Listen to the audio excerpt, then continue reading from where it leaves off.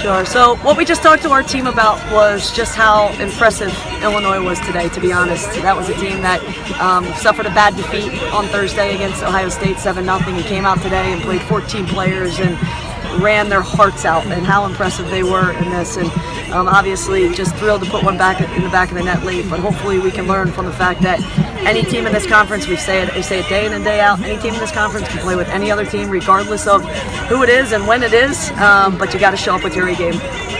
Took 27 shots to get one past Jalen Cunningham. How good was she today? Jalen Cunningham was excellent. She was the player of the match as far as I was concerned, and but their whole team I thought played their absolute hearts out. So they should hold their heads high from today's performance, and it was a good picture of what your response should be. Was the plan there in the second overtime period just to get it into Laura's head? The plan was to get the ball in the box, and the plan was to give ourselves a chance to score. So obviously Laura's got the height, and she got a few opportunities there and finally put one away. But we've got a lot we can learn from this game, and that's all that matters. Would you tell your team, in between overtimes or after the end of regulation, to keep them motivated? It's a hot day. How did you keep them in it? Biggest thing is just to understand that there's still time left, and you don't have to just start kicking everything, and you can still play the game when there's an opportunity to play the game. So when to serve the box, and maybe you're doing it more during those times, but we wanted them to play a bit as well. Was there any point in that game where you just thought, wow, I don't know if we're going to go into today?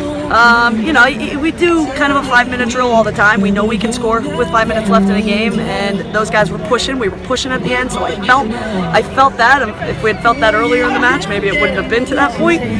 But I believe in this group. I always think that they're dangerous and can put a ball away. What was going through your head, kind of that last play, and then when it went in? Just praying. Just praying at that point, and sometimes you end up on that side of things.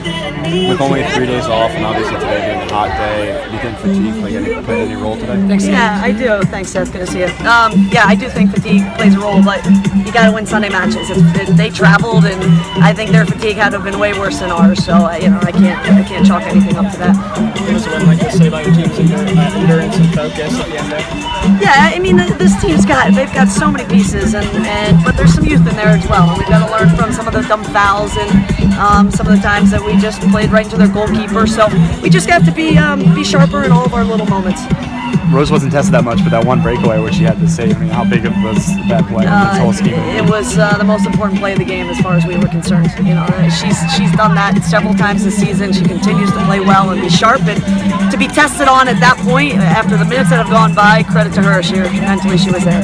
How hard is that, especially when you're not getting any action? You're just watching the whole game. It's all a mental game with these goalkeepers, and she kept herself locked in. What's your message to this team moving forward? Like you said, off of 3 days, after this long game, and then you got to play again in 3 days. How do you keep them focused for the next one? Probably the biggest thing is just recovery right now and video and learn. Just keep talking about process.